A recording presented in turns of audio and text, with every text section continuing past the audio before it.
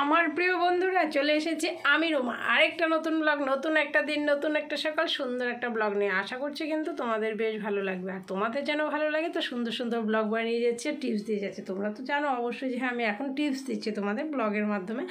তো আজকে টিপস তো অবশ্যই আছে, রোজ দিন একটা করে দুটো করে যেরকম পারছি সেরকম তোমাদের টিপস দিয়ে যাচ্ছি। তো বন্ধুরা বকবক করতে করতে শুরু করে দিয়েছি ব্লগটাকে। আর দেখতেই পাচ্ছ সকাল সকাল বিছানাটাকে তুলে নিচ্ছে। আর বিছানা না তুলে কি আর ভালো লাগে বলো? আর বিছানাটাকে তুলে নিয়ে ঝাড়াঝাড়ি করে তারপরে পুপুনকে খাওয়ানো, মানে পুপুনের মুখটা ধোয়াবো, আর নয়তো ভালো লাগে না কিছুতে। আর এই যে দেখো আজকের টিপস হচ্ছে তুমি কিভাবে তোমার ঘরদোরগুলোকে পরিষ্কার রাখবে, মানে মাকড়সা ঝুল থেকে মানে তোমার সময়টা কম দিবে। তো সেটা কিভাবে করবে দেখো, যখন তুমি একটু ঝাড়ু দিয়ে কাজ করবে তো এদিক সেদিকগুলো একটু মাকড়সার ঝুলগুলো ঝেড়ে নেবে। তো ঝেড়ে নিলে দেখবে তোমার শর্টকাট হয়ে যাচ্ছে। আর তুমি যদি মনে করো যে না আমি এটাকে এখন করব না, একদম রেখে দিব, কয়েকদিন বাদে করব, তাহলে কি হচ্ছে বলো, একবারে তোমাকে সব নিয়ে বসতে হবে। তো এতটা সময় যদি না থাকে হাতে, কম সময়ের মধ্যে তুমি পরিষ্কার করে নিতে পারছো।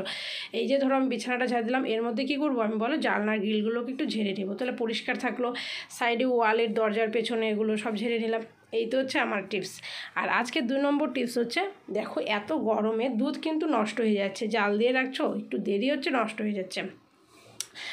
তো কী করবে বলো, দুধটাকে জাল দিয়ে সাথে সাথে একদম গরম গরম ঢেকে দেবে। অনেকে বলে যে হ্যাঁ গরম ঢাকলে, হ্যাঁ তুমি যদি একটু বাদে ঢাকো তাহলে দুধটা নষ্ট হয়ে যাবে। আর তুমি যদি যখন মানে তোমার উতলানোর শেষ ঢাকাও শেষ, কোনো রকম দুধ নষ্ট হবে না, এটা একদম গ্যারান্টি যে আমি নিজে করি। এই যে দেখলে দুধটা উতলানোর সাথে সাথে ঢেকে দিয়েছি, কিন্তু আমি এরকম সবসময় করি।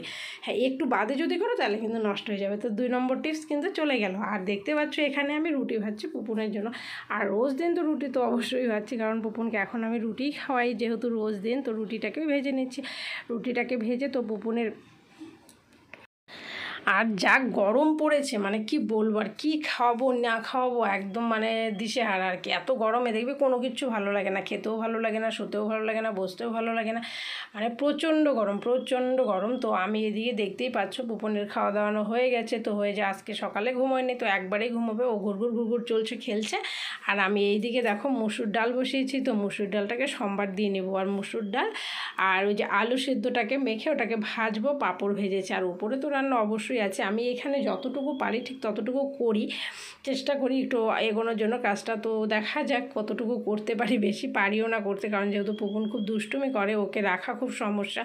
তো আমি পেঁয়াজটা ফোড়ন দিয়ে দিলাম, পেঁয়াজ আর শুকনো লঙ্কা দিলাম। আর এই যে দেখো আমার তেল বাড়ন্ত হয়ে গেছে, তো তেল শেষ। আর আলুও মেখে রেখেছি, আর এখানে পাঁপড়গুলো রেখেছি। আমার পাকাটা একদম মোছা পরিষ্কার, এখানে কোনো নোংরাও নেই যে না কিছু হবে। তো যখন আমি আলুটা ভাজবো তার আগেই পাঁপড়টাকে ভেজে নেব, তাহলে কি হবে বলো। এই যে এখন আমি পাঁপড়টাও ভেজে নিয়েছি, পাঁপড়টা ভেজে নিলে আর কি পরের যে তেলটা থাকবে সেই তেলের মধ্যে আমি আলুটাকে ভেজে নেব, তাহলে আমার তেলও নষ্ট হলো না, কোনো কিছুই হলো না, আর বাড়তি কোনো তেলও থাকলো না।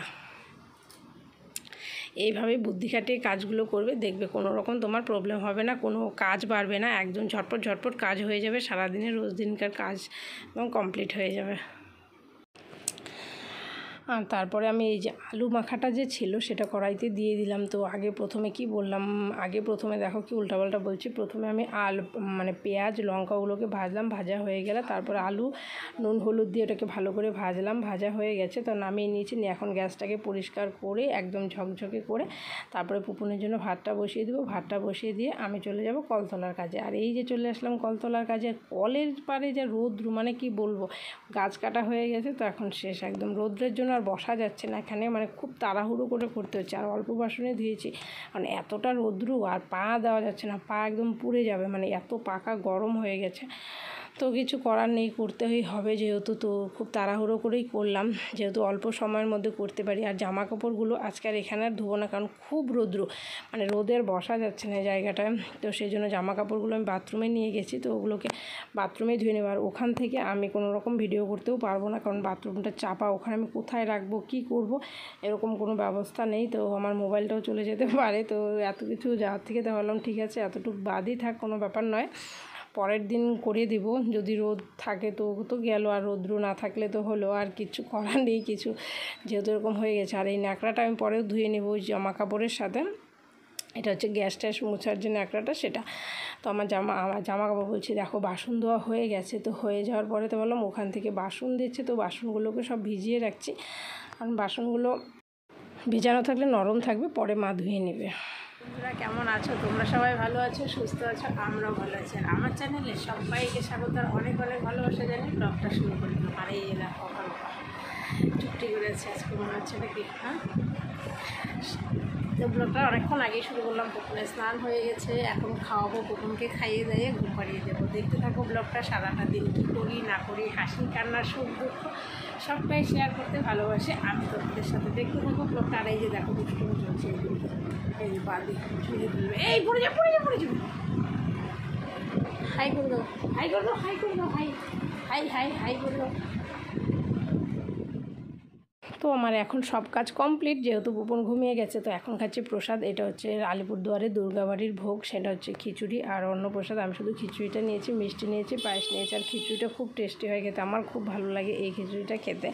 মানে খিচুড়িটা ঠিক অন্য রকম হয়, বাড়িতে যেরকম নর্মাল হয় সেরকম না। যেহেতু ভোগ, বুঝতেই পারছো, ভোগ ব্যাপারটাই অন্যরকম। ঠাকুরের যখন থাকবে তখন দেখবে ওর স্বাদটাই পাল্টে যায়, মনে হচ্ছে যেন। তো আমি আজকেও দুপুরবেলা এটাই খেয়েছিলাম। তো ভাবলাম একটু শেয়ার করি। আমার খাওয়া দাওয়া কিন্তু কোনো রকম তোমাদের সাথে শেয়ার করা হয় না, যেহেতু সময় হয়ে ওঠে না, খুব তাড়াহুড়ো করতে হয়, ছোটো বাচ্চা তো পারিও না করতে। তো সেই জন্য। আর এই যে দেখো সন্ধেবেলায় চলে আসছে, আর এত গরম মানে কি বলবো, একটু রং ঢং করলাম আর কি। তো বন্ধুরা, ব্লগটা এতটুকুই। সবাই ভালো থেকো, সুস্থ থেকো। আমার ভিডিওটা ভালো লাগলে অবশ্যই লাইক কমেন্ট, এটা সাবস্ক্রাইব।